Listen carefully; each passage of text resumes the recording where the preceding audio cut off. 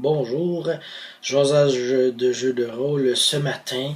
Il est comme 6 heures le matin, je suis plus capable de dormir, puis j'ai le goût de jaser de jeu de rôle. C'est ça qui arrive. Je me réveille, je fais comme fuck, faut que je parle de ça.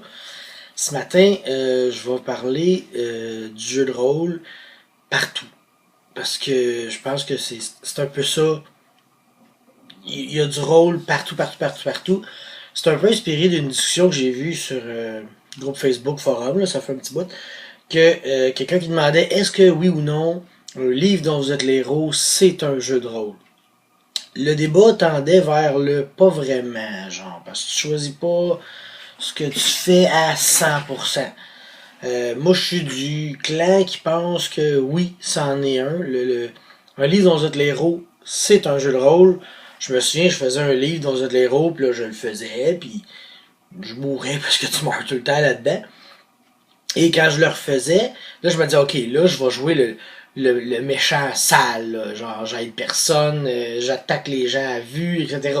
Je refaisais le livre avec cette mentalité-là, fait que je jouais un rôle de pas gentil, puis je faisais le livre dont j'étais héros, puis là, ça marchait ou ça marchait pas, puis quand je le refaisais, etc., comme ça. Et après avoir réfléchi à ça, j'ai réalisé que du rôle, on en fait partout, tout le temps.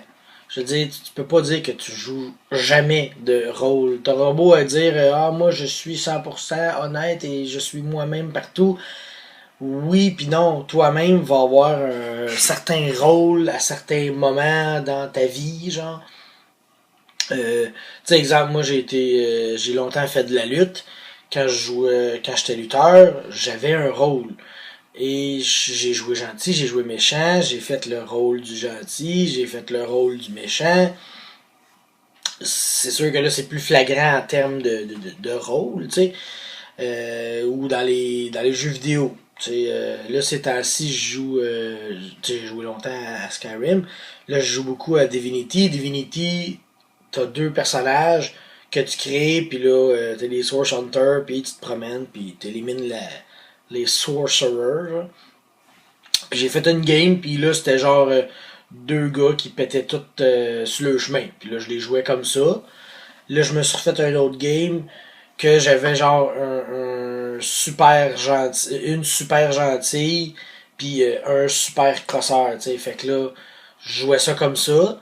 Puis là, la game que je joue présentement, je me suis fait une genre de mage super brillante avec du crafting puis des choses comme ça. Puis elle a un bodyguard. Fait que là, je roleplay un peu les deux personnages comme ça.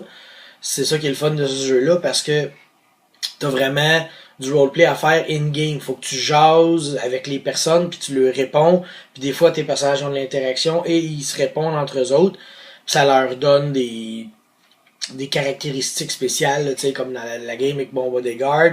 Ben, lui est obedient, puis elle est plus romantique, etc. Fait que quand que je joue un jeu vidéo comme ça, j'ai beau être tout seul devant mon ordi, je joue deux rôles en même temps.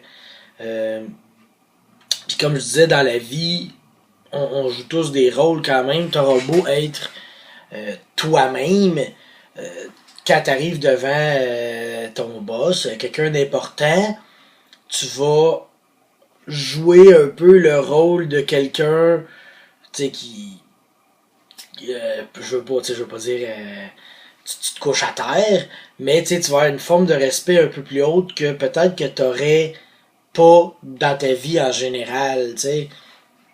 Puis, moi, un rôle que je suis pas bon, c'est un rôle d'autorité. Tu sais, je veux dire, moi, j'ai une fille, j'ai jamais été le gars le plus autoritaire avec.